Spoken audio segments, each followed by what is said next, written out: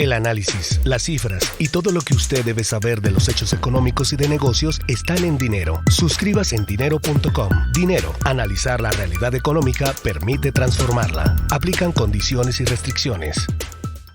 Semana Podcast presenta.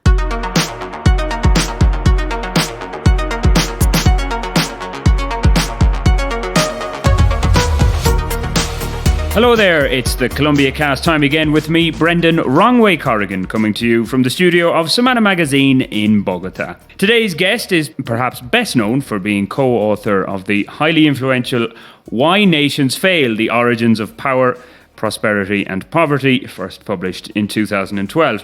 He's no stranger to Colombia either, having spent, and indeed continues to spend, much of his career studying the economic and political issues affecting this country and Latin America in general.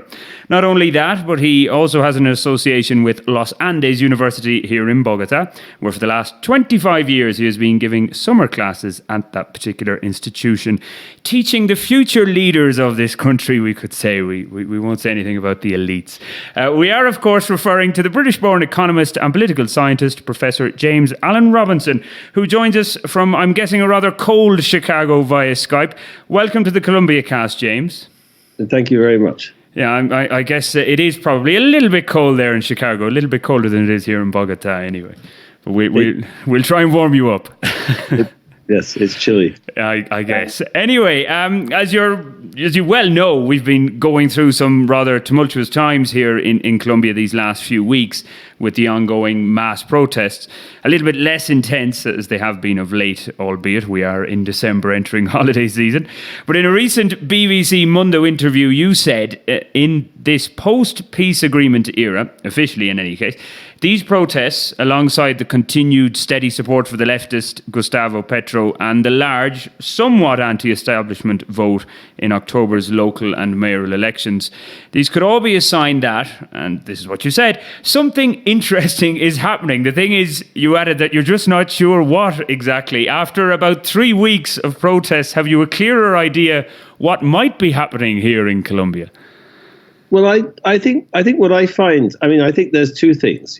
I think that many people conjectured that the peace, a successful peace process with the FARC would open new spaces in politics, and so I think, can it possibly be a coincidence, that for the first time ever, or possibly since the 1940s, a leftist, got into the, was second in the presidential election. I don't think that can be a coincidence. If it is, it's a heck of a coincidence. And I think many people predicted that. So that's a very interesting evolution in Colombia. But I actually think more interesting than that is what people are complaining about. It's interesting to compare the demands that people have been making to these paros of a few years back. And what struck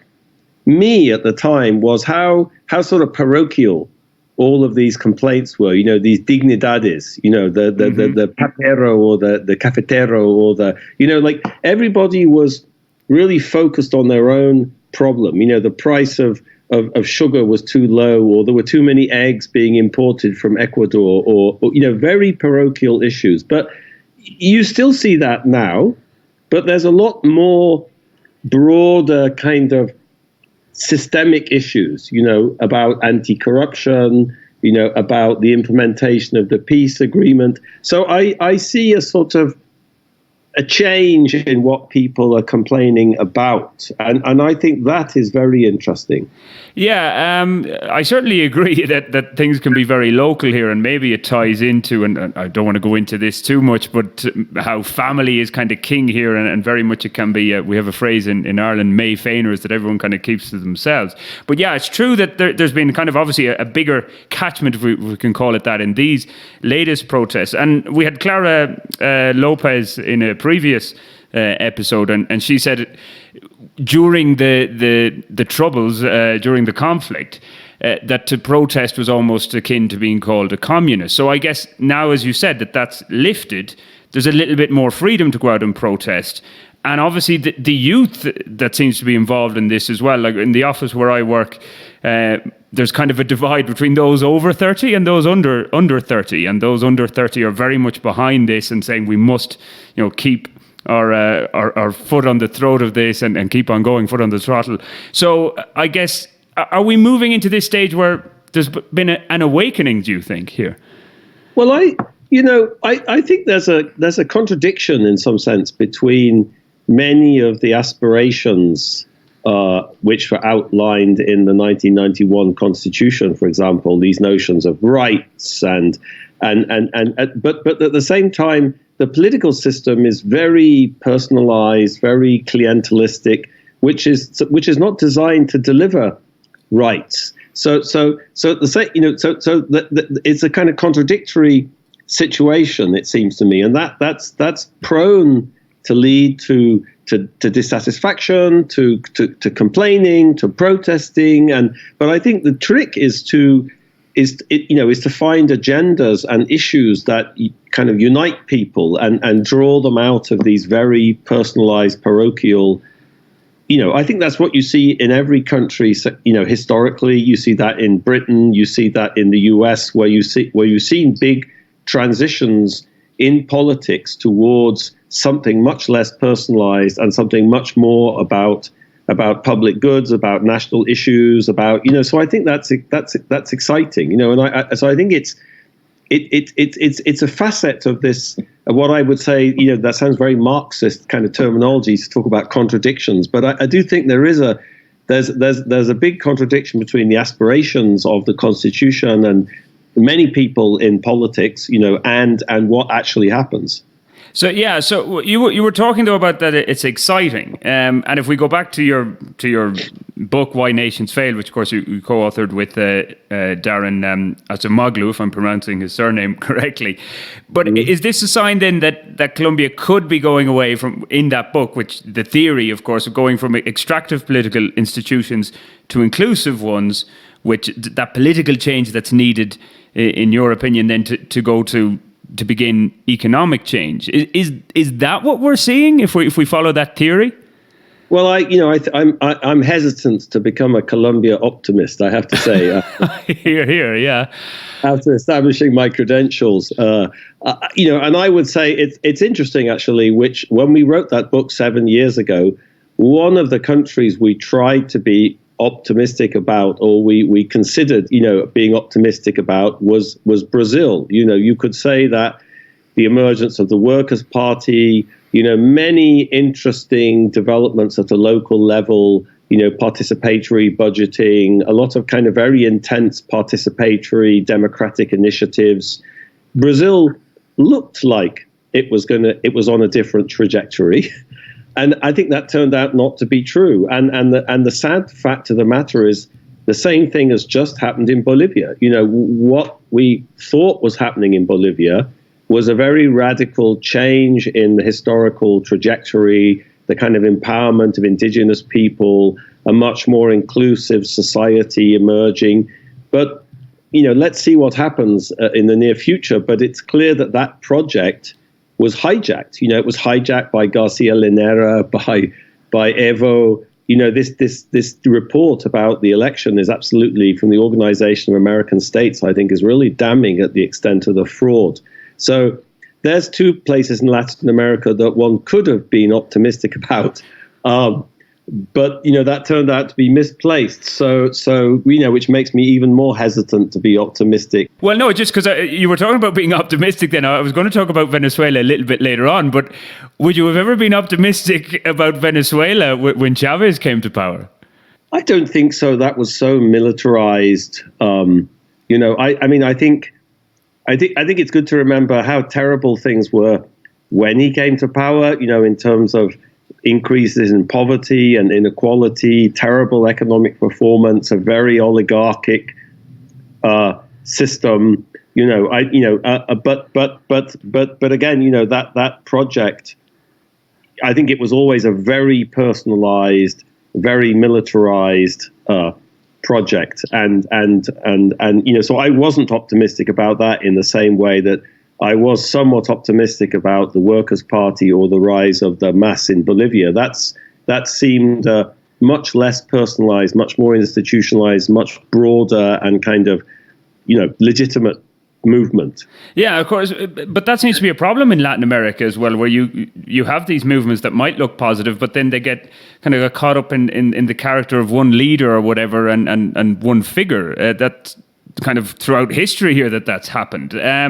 But we'll come to that as well also. But you talked about the contradictions here, and it's kind of an easy thing that people say about Colombia, the land of contradictions, because while you talked about Gustavo Petro and his great result in last year's presidential election. Of course, he didn't win the presidency, but it was a fantastic result for a leftist president.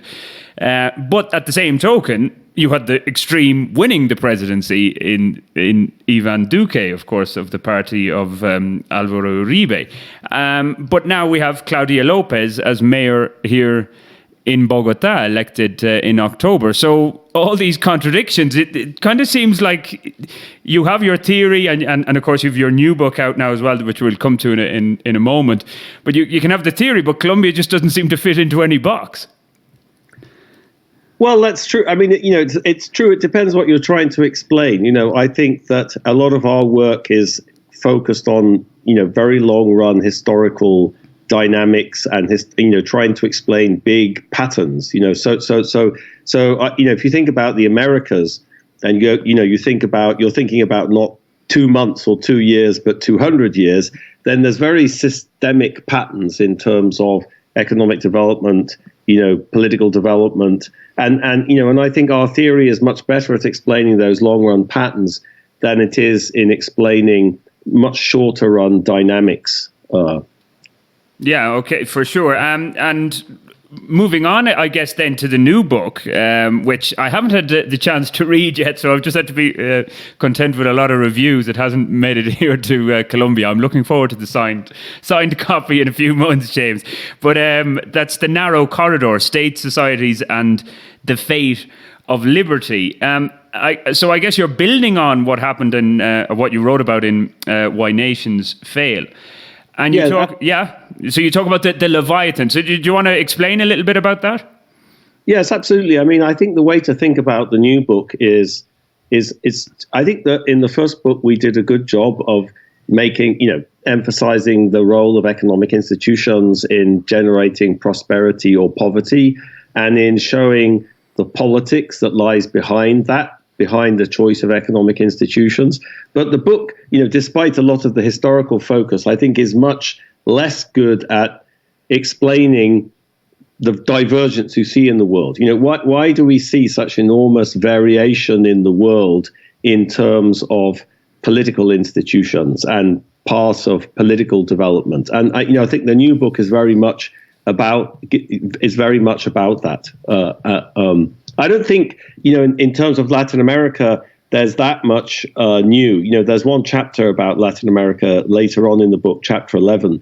But the most of the new stuff is much more about India and China and trying to understand, why does China look so different from Western Europe in terms of its political development, its state, the complete lack of accountability or political participation or democracy, which is very deeply rooted in Chinese history. So I think that's a question we just didn't cope with at all in Why Nations Fail.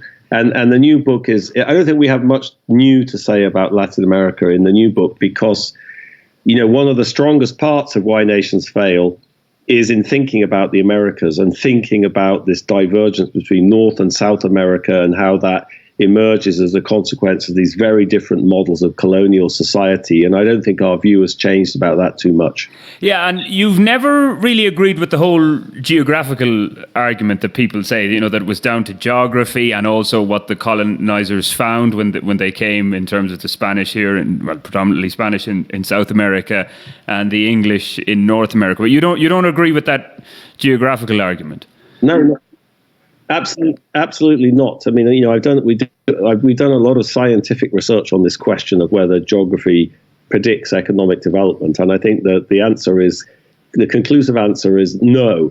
And I think, going back to Colombia, I've never believed for 1 second this argument that, Colombia has this terribly complicated geography, and that's the reason, why it is as it is. I don't believe that. That's a fantastic explanation for why Switzerland and Norway are poor, underdeveloped countries, which of course they're not. Yeah, of course. Well, there is that old saying that where the banana grows, you'll never have democracy, but that doesn't wash with you, no? It's what they say, isn't it? I'm glad you find that one amusing anyway. But some people do, of course. They have their theories behind it, as you well know. But just back to the new book as well, then, just so people can get an idea about it, who haven't read it yet. These four Leviathans borrowing from Thomas Hobbes that you talk about. You've got the despotic Leviathan, absent Leviathan, paper Leviathan, and shackled Leviathan. And the ideal one is the shackled Leviathan. That's right. So can you explain a little bit about that? Yes, absolutely. So this notion of the Leviathan, which is an image from Hobbes's book, is of a kind of very powerful, strong state controlling society. The Leviathan was a sea monster in the book of Job in the Bible. And the notion of a shackled, so that's fine. That our view would be that's a necessary condition to have a prosperous society, to have liberty more generally, to have a state that can control and bring order and provide public goods. But I think what history shows is that having a Leviathan on its own, is not enough. You need it to be under the control of people. You need it to be shackled to society, shackled by society. It needs to be accountable to society, and society needs to be in control of what the state does. A great example of a Leviathan, what we call a despotic Leviathan a la Hobbes, what we call a despotic Leviathan would be China, where the state dominates society. But the interesting thing is, and this is something we didn't tackle very well in Why Nations Fail, is that there are places like China, but in some sense, there's more parts of the world where the opposite is true, where the state is very weak and society is dominant. Think about Yemen, think about, Lebanon, or think about many places in sub-Saharan Africa. So there, that's what we call an absent Leviathan. But in some sense, that situation is just as disastrous as China. It's disastrous for different reasons, but it's not consistent with economic development. It's not consistent with liberty in any sense. It's mostly characterized by violence and under-provision of public goods. So it's not. So if you have state dominating society, that's not good. If you have society dominating state, that's not good either. What you want to have is this balance between state and society, and that's what we say creates this shackled Leviathan. I mean, the Latin American case, so that's three cases. But the Latin American case is a strange beast in some sense, which we only get to far into the book in chapter 11, what we call a paper Leviathan, which is, in some odd way, if you think about Colombia, there is a balance between the state and society, but it's not like Western Europe or North America, where the state is effective and powerful, and society is also powerful and organized. But in the Colombian case, the state is weak and society is weak. So there's a balance, but it's a kind of perverse balance. And we get to that late in the book, because I think to understand the three main outcomes we talk about, we emphasize particular mechanisms. I think that understanding these paper Leviathans, you need the different sorts of mechanisms. But in a perverse way, we don't really say this in the book, but you could say that's actually quite an optimistic case. Like Latin America, okay, things are not fantastic, but they're much better than in Yemen or China. If you're thinking about creating, prosperity or modern liberal democracy, it's much more likely that's going to happen in Colombia or Argentina, than it is in Yemen or China. So in a sense, there is a kind of optimistic conclusion of that characterization of Latin America. Yeah, and I guess that's the narrow corridor that you're on about, that shackled Leviathan. So if you're in that paper Leviathan, you can perhaps easily move into that. And if we're going to stay on the optimistic tone, that maybe what we're seeing at the moment in Colombia is moving towards that. But there was another thing from the book that I noticed, that this Red Queen from Alice in Wonderland analogy. And using that where you have to run just to almost stay still, it would seem that Colombian society, based on everything you've just said as well, it has an awful lot of running to do to catch up maybe with the political institutions and everything else. Would that be fair to say? Yeah, I mean, we emphasize this balance of power, that when you get this balance between state and society, that creates all sorts of dynamics, that it's not a happy, it's not some sort of engineering problem or problem of constitutional design. It's a sort of equilibrium. It's a contest. There was nothing, easy or pretty about the creation of democracy, for example, in Britain. That was a very contested, there was protests, there was repression, there was organization, there was, the state and society fought, and it was a long, drawn-out process. And we use this notion of the Red Queen to describe how state and society compete with each other and fight with each other and staying balanced. That's the key. That's the key thing, and that's this idea of the Red Queen, where you run but you stay in the same place. And if you talk about, we give the example of Bogotá, actually. We talk about Bogotá towards the end of the book, and in the Mocas era, and we try to interpret what happened during the Mocas era in terms of the concepts of the book, and how, from our perspective, you could see what Mocas was trying to do was to get this Red Queen effect going, to get this competition between state and society going. But I think the fact is that's tricky. You see you see moments of that in Colombia, but then you see these reversals. All of that excitement and optimism was followed by Samuel Moreno. Yeah, and then people can talk about Petro being positive, but of course he had his detractors as well, and his mayorship was full of scandal, and he was sacked from office and came back and all that kind of stuff. So yeah, it was kind of one step forward, two steps back. But Colombian political leaders get a lot of criticism, but one thing maybe you could give them credit for, if we can, is that they seem to be masters at the divide and conquer principle, which is what some people are saying Duque is going to try and do with all these protests that are taking place. Would you agree with that? Well, I think that's what happened with the paros before, like a few subsidies here, a few concessions there. But I think that's much more difficult to do when you have these much broader issues on the table, for one thing. And I also think that, President Duque, maybe you need to be a very competent politician to do that. And, if you think about this business with the Minga, where he goes down to Cauca and then he doesn't meet with the Minga because he stays in the room and he gets worried, and then he leaves again. It's sort of almost farcical. And at some level, he lacks the political skills of President Uribe or even maybe President Santos. And, I think to divide and conquer, you need a lot of political skills to do that. And so maybe President Duque doesn't have those skills, but that's okay. He can do something else. He can maybe try not buying them off and, trying to create a different vision and meeting them halfway. And so it seems much less likely that this buying off will happen to me now. Interesting that you say that, because you mentioned Uribe, and we had a bit of controversy a few episodes ago with Malcolm Diaz, who called Uribe the savior of Colombia. Of course, he is a very, very divisive former president. But people say he was perhaps the president needed at that time, the firm hand to deal with the problems that Colombia faced and pave the way for the Santos, if I can call it that, the Santos peace.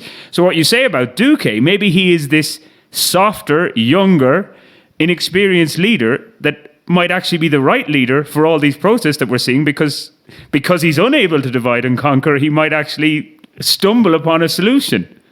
Well, Maybe, I mean, there's a lot of people criticize this, but this whole idea of like the orange economy. Yeah.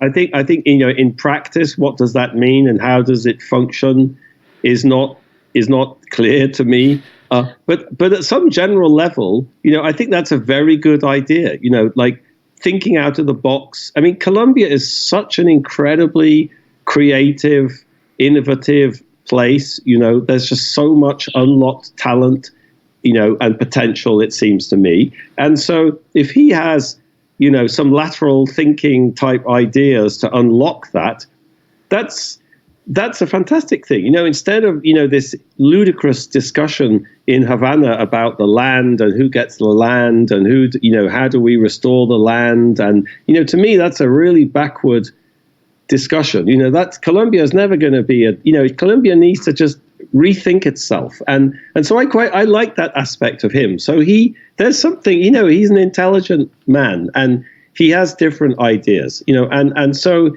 he should just go for it, I mean, so I think there is something there. There is really something different there. That's what strikes me. Well, to quote Winston Churchill, as he said, when you're going through hell, keep going. So I guess this is probably Duque's worst moment for now. So he's got to keep on going. And he only has, of course, a 4-year term, which is another thing we've discussed in previous episodes. Do you agree with that for Colombia? You think that that's maybe a necessary departure just to limit the terms to 4 years? Well, I don't have a strong view on that. I think about one term or two. I think that the Latin American experience suggests that leaders who stay in power too long, power corrupts. Absolute power corrupts absolutely. I think you just see what's happened in Bolivia. Evo Morales was just in power too long, and I think the problem in Colombia, this was a big concern. Is that when the Constitution was written, the Constitution was sort of calibrated to one term. So one of the biggest problems when President Uribe stayed for his second term is that, that threw out of whack a lot of elements of the Constitution, the appointment of judges and which were kind of calibrated to. So I think, you could have 2 terms, 1 term. I don't think there's much social science evidence on any of that. The US, had its 2-term limit, for 150, for many years. I don't think that was a huge problem. I think term limits are a good thing.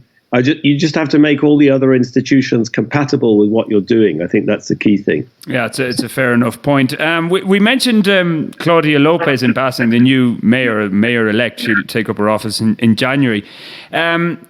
In that BBC Mundo interview, you mentioned that Gustavo Petro and others, that the system almost kind of overtakes them when they get in, or it assumes them.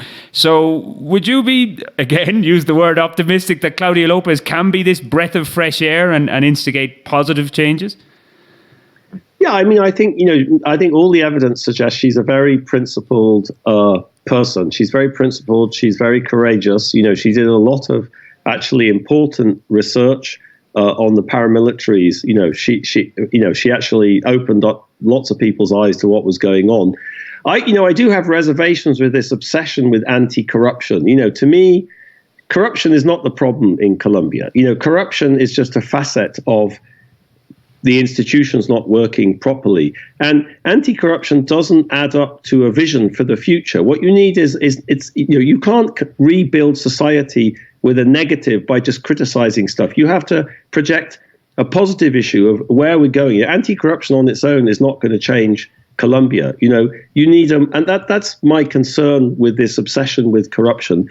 But I do think everything I know about her suggests she's she's very principled and serious, and so I am optimistic that good things will happen. Okay, just on a broader scheme, like in line with your theories and your 2 books, where do you think the idea of a greater union of Latin American states would fit, if they could ever get to that stage, like a European Union whispered, because the mess that seems to be in at this moment in time? But do you think that would help the region if they came together in a much stronger union?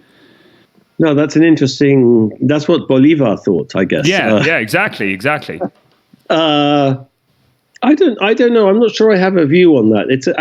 I do tend to think the European Union has been a fabulous thing. It turns out that it's much more complicated than most people thought a few years ago to keep this thing on the road and to make it work and to generate consensus about it. But I don't know. I don't know what the answer to that is, to be honest. I'm not sure I really have a view on it, and I'm not really sure what the social science evidence suggests about that. Okay. I mean, I guess obviously that in theory you think it could and should work, especially in the Spanish-speaking countries. Number one, that they speak the same language and there's a lot of similar issues there compared to Europe, where you had so many different languages, that you would think it should work better here, but obviously there doesn't seem to be any great demand to try it, is there? Yeah, and you would have thought that the current administration in the United States should bring Latin American leaders together. Together they're stronger. And if they're going to have to deal with such erratic instability and ignorance from the government of the United States, that seems to be a very powerful force to start cooperating collectively and a kind of define a different project. Not a copying North America project or trying to be like North America, but try to develop a distinct and original and different vision of Latin America. So I think that's something that's very exciting. I don't know if that's feasible, but it would be exciting if it happened. Yeah, well, I think that the general theme of our chat has been we've been optimistic here. So let's hope that things may be going forward. Who knows, in a few generations that might happen. Slightly less optimistic, and now this will go out next week, but we are talking on the eve of the British general election and closer to home to your old homeland. Brexit and all that. Do you fear for the future of the UK, or do you think it will be better outside? I don't think it will be better outside at all. I mean, I think it'll be poorer economically, it'll be poorer socially. But I don't fear for the US in the sense for Britain in the sense of, I don't fear that institutions will collapse or despite what people said about Boris Johnson, he's actually been behaving quite well since he came to power. After all, he's an old Etonian. He's heavily invested in the traditional institutions of Britain. So my sense is that. So I don't see this as a threat to institutions. I think it's, and my general view on Brexit is that this was probably, having this plebiscite was a good thing because it revealed that political elites in Britain had absolutely no idea what many people thought. If David Cameron had understood that a majority of people were thought like this, he would never have had the plebiscite in the first place. But it's not healthy in a democracy when the political leaders are so out of touch. So for all the fact that I disagree with Brexit and for all the chaos it's caused, at some level I think it's quite healthy that this is out in the open and these are legitimate political issues and they should be debated, and it's a mess, but that's democracy. Yeah, it certainly is. Well, I'll make a bold prediction. It's not a bold prediction, really, but by the time this goes out, we'll probably have a Conservative majority in the House of Commons and Boris Johnson as Prime Minister. And Brexit will get done is the phrase, isn't it? Whatever that actually means. Just coming back here to Colombia then, you are going to be here. I'll let you maybe do some advertising, teaching in Los Andes again in the summer of 2020, yes? I'll be there every July. I teach every summer in July with some colleagues of mine at the University of the Andes and in the Department of Economics. And actually this year, talking about reinventing Colombia or reinventing Latin America, I'm actually going to give a few. I teach a class which is really, focused on master students in economics, and I've written many letters of recommendation, just trying to help people go overseas, go to the US, go to Europe, get into master's programs, get into PhD programs. Trying to help them build their careers, but I'm also going to try to give some much more general lectures, to the public or whoever is interested about how to rethink Latin American development. So we need new ideas, and I'm going to do that with a friend of mine, Jose Falcone, who's actually he's an academic. He's a literary scholar, but he's also an artist. So it's going to be quite crazy, I think. So watch this space, or watch Los Andes space. Okay, yeah. Do you promote them yourself? Do you have a Twitter feed for that? This is, as I said, this is your chance to do some marketing. Well, I don't actually. I have to admit, I'm very, and I've never had a Facebook account in my entire life. How pathetic is that? So I applaud you for that. I wish it was the same. Fair play. I think we should all follow that. I'll work on it. Yeah. I'll work. Okay. So that'll be from July, though. Anyway, you'll be in Los Andes. Yes. Yes, in July. And are those classes? Do you give them in Spanish? Is your Spanish pretty good? Is it? Más o menos. Oh, okay, muy bien, excelente. An Irishman and an Englishman speaking Spanish. We better finish now. James Robinson, an absolute pleasure. Author of Why Nations Fail, and his most recent book, co-authored with Darren Acemoglu, again if I'm pronouncing his name correctly, is The Narrow Corridor: States, Societies and the Fate of Liberty. Is that published in other languages as well, Jason? Or James, I should say, yeah. Yes, absolutely. The Spanish translation has just been published, but it's just been published. I got a copy of it this week. So excellent. So it's called El Estrecho Pasillo or something like. I think that's the title in Spanish. So I guess that would be. Hopefully, that's available in Colombia very soon. Why Nations Fail was very well distributed in Colombia. So it's a Spanish publisher, but hopefully it will be in Libreria Lerner very soon. Excellent, and I look forward to getting my English copy as well, signed copy, very shortly. James, thanks a million for that. So that's Professor James Robinson joining us. If you do want to get in touch with me here on the Colombia Cast, you can via Wrong Way Corrigan blog on Facebook, to mention that, or the Twitter handle WA Corrigan. But until the next time, ciao ciao.